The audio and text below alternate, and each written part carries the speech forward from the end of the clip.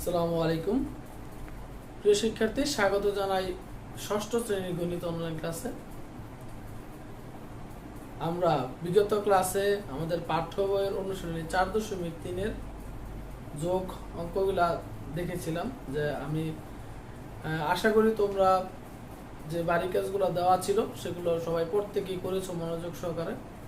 এবার আমাদের পাঠ্য বইয়ের 4.3-এরই যোগ 26 নাম্বার যে সমস্যাটা দেওয়া আছে সেই সমস্যাটা এখানে উল্লেখ করেছি। যে প্রশ্নটা হচ্ছে যদি a square equal x square plus y square minus z square, b square equal y square plus z square minus x square, c square equal x square plus z square minus y square হয়, তবে দেখাও যে a square plus b square plus c square equal x square plus y square plus z square. তাহলে এখানে দেখো এই যে হয় এর পূর্বে a স্কয়ার b স্কয়ার এবং c স্কয়ারের এখানে তিনটার কি দেওয়া আছে, তিনটার মান দেওয়া আছে। এই তিনটা মানের উপর ভিত্তি করে আমাদের কি করতে হবে, দেখাইতে হবে যে a square plus b square c square অর্থাৎ a স্কয়ারের মান b স্কয়ারের মান c স্কয়ারের মানগুলো যোগ করলে হবে যোগফল x square plus y square plus z square. এই অংশটাই কি করতে হবে, আমাদের এখানে প্রমাণ করতে হবে। তাহলে চলো শুরু করি। প্রথমত আমরা লিখব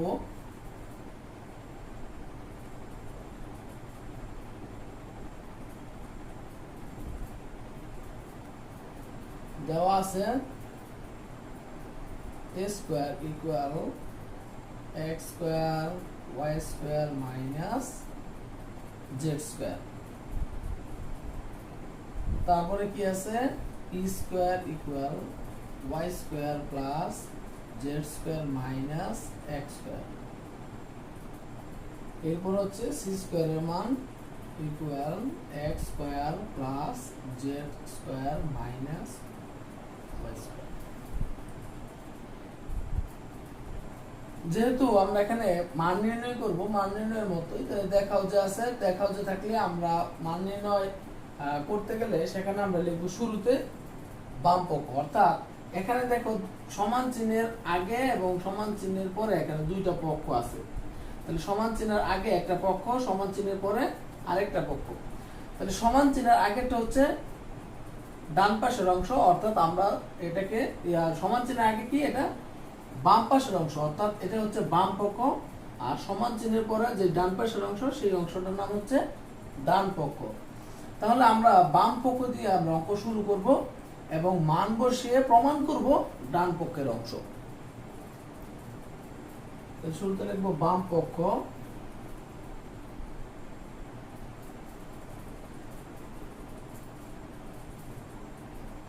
a square plus b square plus c square. এই হচ্ছে আমাদের প্রশ্ন বাম পক্ষ। এবার আমরা কি করব, এবার যেখানে a স্কয়ার আছে সেখানে আমরা a স্কয়ারের মান বসাবো, যেখানে b স্কয়ার আছে সেখানে আমরা b স্কয়ারের মান বসাবো, যেখানে c স্কয়ার আছে সেখানে c স্কয়ারের কি করব, মান বসাবো। তাহলে সর্বপ্রথম কি আছে a স্কয়ার, তাহলে a স্কয়ারের মান বসাই। a স্কয়ার সমান সমান কি, ঠিক ততটুকু আমরা দেখে দেখে লিখব। তাহলে x square plus y square minus z square. তাহলে এই অংশটুকু কি a স্কয়ারের মান, তারপরে কি আছে প্লাস। তাহলে যে a স্কয়ারের মান লিখলাম, তারপরে প্লাস আছে প্লাস দিলাম। এবার b স্কয়ার আছে, তাহলে b স্কয়ারের জায়গায় আমরা কি করব, b স্কয়ারের মানটুকু লিখব y square plus z square minus x square. তারপর আবার কি চিহ্ন আছে প্লাস আছে, প্লাস দিব।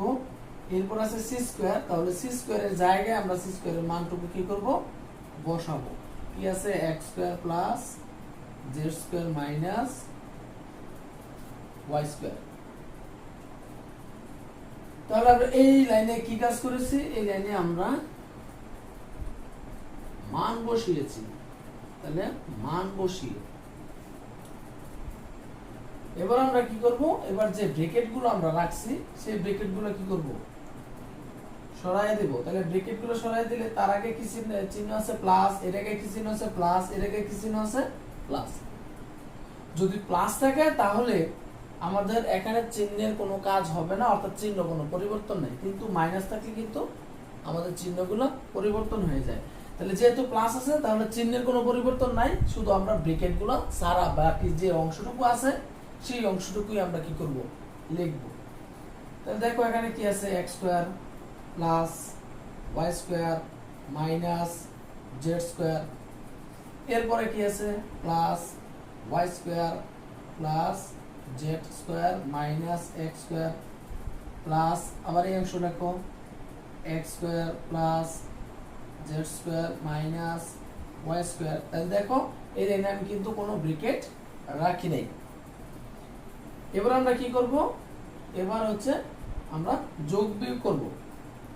তাহলে দেখি যেহেতু এখানে প্লাস মাইনাস আছে আমাদের এই লাইনে, তাহলে অবশ্যই আমরা এই জিনিসটা জানি যে সমপরিমাণ একটা প্লাস এবং একটা মাইনাস আমরা কি করতে পারি, বিয়োগ করতে পারি, যেটা রেজাল্ট থাকবে শূন্য। অর্থাৎ আমরা এখানে কি করব, কেটে দেব। যেমন এই যে দেখো এই এক্স স্কয়ারটা কি আছে, মাইনাসের একটা, আর এখানে আছে প্লাসের একটা, অর্থাৎ এই একটা থেকে একটা বাদ, তাহলে আর কিছুই থাকতেছে না। আবার দেখো এখানে মাইনাস ওয়াই আছে আর এই যে প্লাস ওয়াই আছে, তাহলে এটাও কি বাদ, কিছুই থাকলো না। এখানে দেখো মাইনাসের জেড স্কোয়ার আছে আর এই যে এখান থেকে আমি প্লাসের জেড স্কোয়ার কাটলাম, তাহলে একটা জেড স্কোয়ার থেকে এই যে একটা জেড স্কোয়ার বিয়োগ, তার মানে শূন্য থাকে, কিছুই থাকে না। এই যে কাটাকাটি করার পরে এবার এই লাইনে যে অবশিষ্ট অংশটুকু থাকবে সেই অংশটুকু আমরা লিখব। তাহলে দেখো প্রথমে এক্স স্কোয়ার আছে, তারপরে কি আছে ওয়াই স্কোয়ার আছে, তারপরে কি আছে জেড স্কোয়ার আছে। এবার একটু লক্ষ্য করো, আমরা এই অংশে যা পাইছি তা আমাদের প্রশ্নে যে ডান পক্ষে প্রমাণ করতে বলা দেখাও যে বা দেখাইতে বলা হয়েছে সেটার সাথে তার মিল আছে কি। তাহলে আমরা কি a square plus b square plus c square equal x square plus y square plus z square কি করলো, দেখাইলাম। অতএব a square plus b square plus c square equal x square plus y square plus z square.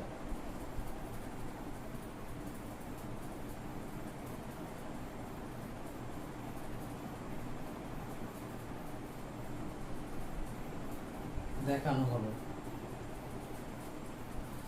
আশা করি তোমরা সম্পূর্ণ অংশটুকু বুঝতে পেরেছো।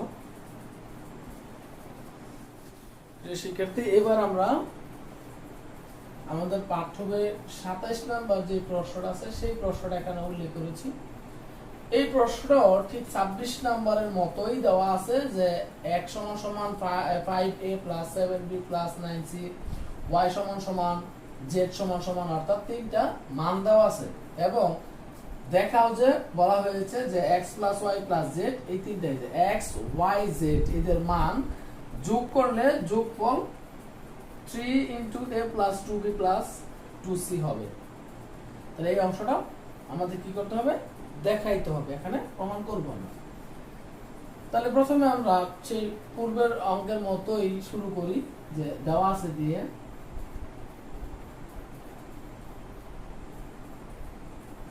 দেওয়া আছে x সমান 5a plus 7b plus 9c, y সমান আছে b minus 3a minus 4c এবং z সমান আছে c minus 2b plus a। তাহলে এই তিনটা হচ্ছে কি মান, যে মান দেওয়া আছে। এবার আমরা জানি যে দেখাও যে বা প্রমাণ করো যে থাকলে বাম পক্ষ দিয়ে শুরু করতে হয় এবং সমান চিহ্নের আগে যে অংশ সেটাকে আমরা বাম পক্ষ ধরি বা সমান চিহ্নের পরে যেটা আছে সেটা হচ্ছে ডান পক্ষ। তাহলে শুরুতে আমরা লিখব বাম পক্ষ x plus y plus z। তাহলে বাম পক্ষটুকু আমরা লিখলাম। এবার কি করব, এই লাইনে আমরা প্রথমত মান বসাবো। তাহলে x এর জায়গায় x এর মানটুকু বসাবো, y এর জায়গায় y এর মান বসাবো এবং z এর জায়গায় z এর মানগুলো আমরা কি করব, পর্যায়ক্রমে বসাবো। তাহলে শুরুতে আমরা x এর মানগুলো বসাই। তাহলে x এর মান কত কত আছে, যে 5a plus 7b plus 9c, এই হচ্ছে কার মান, x এর মান। তারপরে কি চিহ্ন আছে, প্লাস আছে। এবার দেখো y দেওয়া আছে, y সমান সমান কি, তাহলে y এর মানটা y এর জায়গায় y এর মান বসাই, b minus 3a minus 4c। এবার z এর জায়গায় আমরা z এর মান বসাবো। তাহলে z এর মান যদি বসাই, z এর মান কি কি আছে, c minus 2b plus a। তাহলে কি করলাম আমরা, এখানে মান বসিয়ে, তাহলে আমরা এই যে x y z এর মানগুলো আমরা এখানে বসিয়েছি। তাহলে আমরা কি করব, এখন আমরা যোগ করব, অর্থাৎ যোগ বিয়োগ। তাহলে যোগ বিয়োগ এখানে দেখো a b c, এখানে আমাদের কাজের সুবিধার্থে আমরা এগুলো আলাদা করব, বি গুলো আলাদা করব এবং সি গুলো আলাদা করব, এবং অবশ্যই তাদের সামনে যে চিহ্ন থাকবে সেই চিহ্ন সহ আমার সংখ্যাটা বসাতে হবে। তাহলে প্রথমত আমি এগুলো যদি আলাদা করি, দেখো এখানে কি আছে 5a, এখানে কি আছে -3a, অর্থাৎ মাইনাস সহ লিখতে হবে, -3a, আবার শেষে কি আছে প্লাস a, অর্থাৎ এগুলো আমরা আলাদা করছি প্লাস। এবার কি করব, তাহলে b গুলো আলাদা করব। তাহলে প্রথমত দেখো এখানে কি আছে 7b, তারপরে কি আছে প্লাস b, দেখো আরো b আছে কি, যে এখানে -2b প্লাস। তাহলে এবার কি বাকি c গুলো আমরা আলাদা করি। প্রথমত আছে 9c, তারপর আছে -4c, তারপরে কি আছে প্লাস c। এবার এখানে একটু লক্ষ্য করো যে এই 5a এখানে কি প্লাস, তাহলে প্লাস 5a প্লাস a, অর্থাৎ এখানে 5টা a আর এখানে একটা a, তাহলে কয়টা হইতেছে 6টা। তাহলে 6টা a থেকে আমাদের মাইনাস করতে হবে কয়টা, 3টা। তাহলে এই যে 6টা a, এই 6টা a থেকে আমার 3টা a মাইনাস করলে আরো থাকতেছে a 3টা প্লাস। এখানে দেখো এখানে 7b আর এখানে 1 মানে একটা b, তাহলে 7টা b আর এখানে আছে একটা b, তাহলে আমরা যদি যোগ করি 7টা আর একটা কয়টা হইতেছে 8টা। 8টা থেকে আমরা মাইনাস করব কয়টা, 2টা। তাহলে 8টা থেকে 2টা মাইনাস করলে আমাদের b থাকতেছে কয়টা, 6টা। একই কাজ আমরা c তে করি। তাহলে দেখো এখানে প্লাস 9c আর এখানে প্লাস c, অর্থাৎ 9টা c আর এখানে একটা c, কয়টা হচ্ছে 10টা। তাহলে 10টা থেকে আমরা এই 4টা কি করব, বিয়োগ করব। তাহলে 10টা থেকে 4টা বিয়োগ করলে থাকতেছে c 6টা। আশা করি এই অংশটুকু বুঝতে পেরেছো। এবার আমরা কি করব, এখানে দেখো এখান থেকে আমরা কি নেব, 3 কমন নেব, অর্থাৎ আমরা যেই সংখ্যাটাই কমন নেই বা যা কমন নেই সেই সংখ্যাটা কি করতে হবে, প্রত্যেকটা রাশিতে থাকতে হবে। অর্থাৎ আমরা যেই সংখ্যা আমরা কমন নেই বা যে অংশটুকু কমন নিব সেই অংশ দিয়ে প্রত্যেকটা রাশিকে দেখবা ভাগ যায় কিনা। যদি ভাগ যায় তাহলে তুমি কি করতে পারবা, সেই অংশটুকু কমন নিতে পারবা, নয়তো বা না। তাহলে এখানে দেখো 3 আছে, a আছে, তাহলে এখানে a নাই, এখানে a নাই, b আছে, b নাই, এখানে b নাই, c আছে, c নাই, তাহলে আমরা abc কমন নিতে পারি না। যেহেতু এখানে সংখ্যা 3 আছে তাহলে এবং প্রত্যেকটার মধ্যে সংখ্যা আছে, তাহলে আমরা দেখি 3 কমন নিতে পারি কিনা। তাহলে প্রথম অংশে যদি 3 কমন নিই তাহলে এখানে 3 দিয়ে ভাগ যায়। দ্বিতীয় অংশে আছে কত 6, তাহলে এখানে 3 দিয়ে ভাগ দিলে কি হয়, 3 দিয়ে ভাগ যায়। আবার তৃতীয় অংশ কি আছে 6 আছে, তাহলে 3 দিয়ে ভাগ যায়। অর্থাৎ এই যে 6, এই 6 কে আমরা যদি মৌলিক গুণনীয়ক করি তাহলে আমরা কি কি পাই, 2 ইন্টু 3 পাই। তাহলে এই 6 এর মধ্যে 2 3 ইন্টু আছে, অর্থাৎ আমরা কি অংশ কমন নেব? 3 কমন নেব। তাহলে যদি আমরা 3 কমন নেই, তাহলে এখান থেকে আমি 3 নিয়েছি কমন, তার মানে এই 3 দিয়ে 3 এর ভাগ দিলে কত থাকে? 1। 1 এর সাথে এ যদি গুণ করি এই থাকে, অর্থাৎ 3টা কি করলাম আমরা? কমন নিলাম। তারপরে কি আছে? প্লাস। এবার দেখো, তাহলে এই যে 6, এই 6 কে আমরা যদি মৌলিক করি, মৌলিক গুণনীয় করি, তাহলে কি কি পাই? 2 আর 3। যেহেতু আমরা এখানে 3 কমন নিতেছি, তাহলে 3 কমন নিতেছি, 3 কমন নিলাম, তাহলে বাকি রইল কি? 2। তাহলে আমরা এখানে লিখব 2b, অর্থাৎ যে অংশটুকু আমরা কমন নিতেছি সেই অংশ দিয়ে আমরা কি করব? ভাগ দিব। তাহলে 3 দিয়ে 6 এর ভাগ দিলে কত? 2। প্লাস আছে প্লাস। এই 6 এর ক্ষেত্রেও একই কাজ। তাহলে 3 আমরা কমন নিছি, তাহলে 3 দিয়ে 6 কে কি করব? ভাগ করব।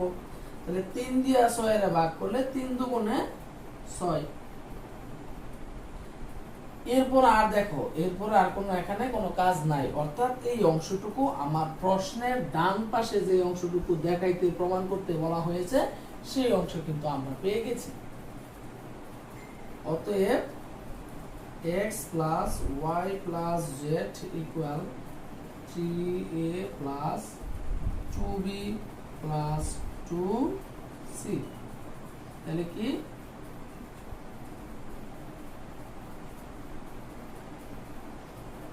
দেখানো হলো। প্রিয় শিক্ষার্থী, আশা করি আজকের ক্লাসটা তোমরা খুব মনোযোগ সহকারে দেখেছো এবং আমি যা বোঝানোর চেষ্টা করেছি তা তোমরা সবাই বুঝতে পেরেছো পর থেকে। আজকের ক্লাসে আমরা অনুশীলনী 4.3 আমাদের পাঠ্য বইয়ের যে যোগ করো ছিল 16 থেকে 27 পর্যন্ত, সেই অংশটুকু আমরা 2টা ক্লাসের মাধ্যমে আজকে শেষ করেছি। পরবর্তী ক্লাসে আমরা আমাদের পাঠ্য বইয়ের বিয়োগ অংশ নিয়ে আলোচনা করব। তো তার আগে আমরা 16 থেকে 27 পর্যন্ত আমাদের পাঠ্য বই থেকে আবার বাড়িতে আমরা বসে বসে পুনরায় এগুলো আবার কি করব? অনুশীলন করব। প্রিয় শিক্ষার্থী, আজকে গণিত অনলাইন ক্লাস এখানেই শেষ করছি। ধন্যবাদ সবাইকে। আসসালামু আলাইকুম।